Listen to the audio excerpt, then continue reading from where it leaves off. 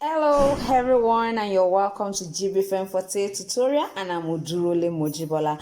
Today I'm going to be teaching us how to cut different shapes of sew. We have the round shape, we have the square shape, and we have the pointed shape. I've taught us how to cut out our sew using our foot.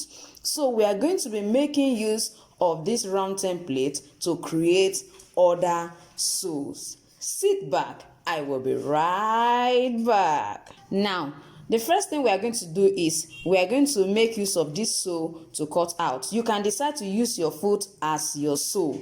Yes, I have a tutorial on how to use our foot to cut out our sew. You can check the description for the link. Now I'm going to make use of this particular template. This is a size 40 already made, so I'm just going to draw it out and use it to carve out to create my square shape. This is like a round shape in so rather I'm going to use it to cut out my square shape. So this class we are just basically going to learn how to cut the sew. The first thing we are going to do is, after drawing out the template, if you think you want it to be wider, you can decide to increase it just from this particular side.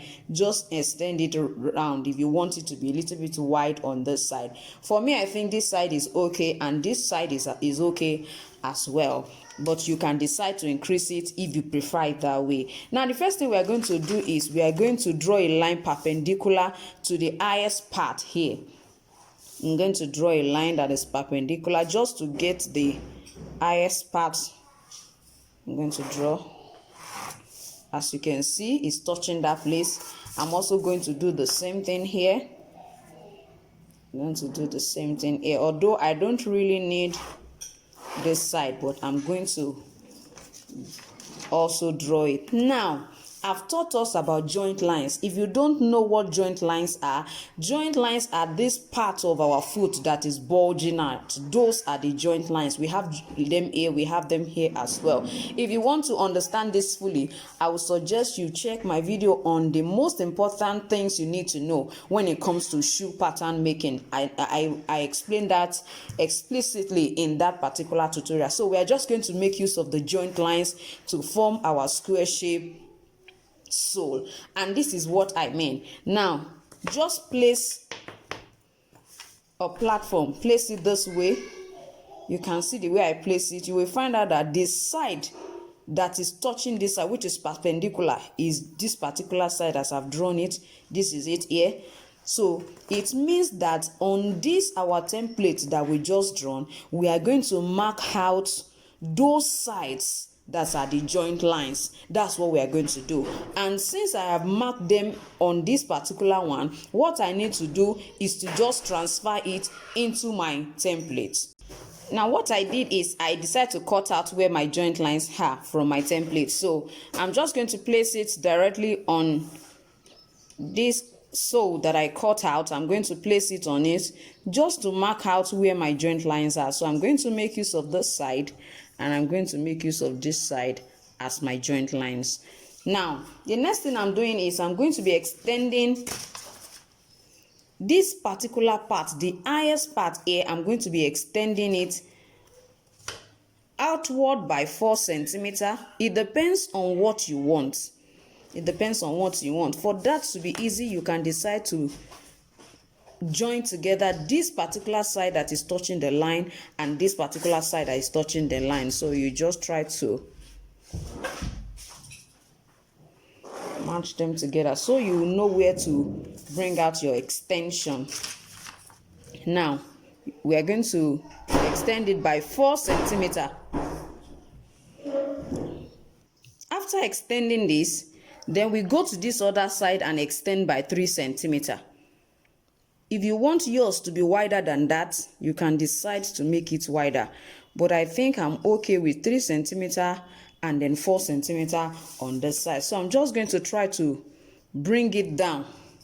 I'm going to bring it down. I'm going to connect this particular one and my joint line together. That's what I'm going to do now. So then come to this other side and do the same thing.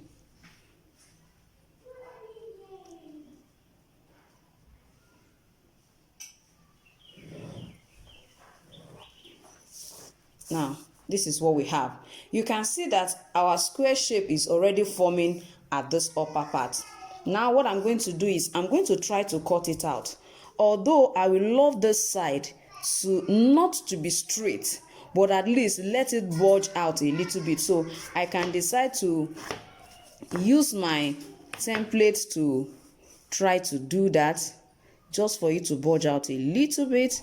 And if I think I don't want it to bulge out, I just want it to be straight, I can decide to leave it like that, because it can actually come this way. If I want it to come this way, I just have to make it this way and it will come, and I'll still have my square shape at the upper part. But with this, I'm just going to cut out here, then you will see how it looks like. Don't forget, if you want to extend, you can decide to extend this side if you want it to be a little bit wider. As you can see, the one I have here, I have this other side to be wide, and you can see what I have here as a square shape. Now I'm going to cut it. I will try not to follow that particular line that we draw, because I don't want it to be outrightly straight. So I'm just going to try to make it bulge out a little bit, but it will still come back to this particular point. Now I have this. If you don't want yours to be as wide as this, it's okay.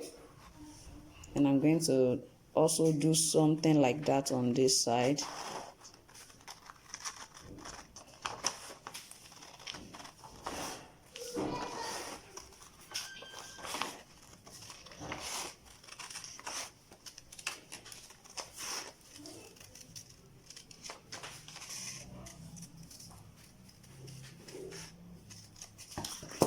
You can see what we have from that. If you find out that this side is not having a round shape, you can decide to make it round so that it will look more perfect, as you can see. If you think for you this part is too wide, if it's too wide, it's something we can reduce. You can decide to just come in a little bit and reduce it. Make sure it goes back to that side. If you think this side too is too wide, you can decide to bulge it in a little bit more. Then you can see what we have. Make sure that this side is not pointed. It has to be a little bit round. It has to be round. Now you can see what we have. We already have, a square shape. As you can see, you already have a square shape, so you can adjust it to with whatever width or with whatever size you want it to be. You can adjust that. So let's quickly go into the pointed sole. Now for the pointed sole, we are also going to make use of our template. We need our joint lines, and we need this particular center here, which is going to represent where our pointed insole or sole is going to actually come from. So I'm just going to also connect the line, but this time around from this center. It is known that some people who have a Greek type or sole, according to some of the analysis that has been made, that some people, the second toe of the foot tends to be very long. I mean longer than every other toes. So this type of pointed sole is always very good for them. So I'm just going to connect it. I'm just going to connect them as usual. I'm going to connect it. I'm going to connect. So I'm just going to cut it out. Try to cuff it a little bit and then cut it out. Now you can see what I have. I'm just going to connect it with this particular one. I'm going to connect it. If you look at this, you will find out that this side is looking pointed. So what I'm just going to do is I'm just going to cut it and try to make that place round. As you can see what we have now. So this is how our pointed sole is going to look like, and this is how our square shape is going to look like, and this is the common round shape that we are always seeing here and there.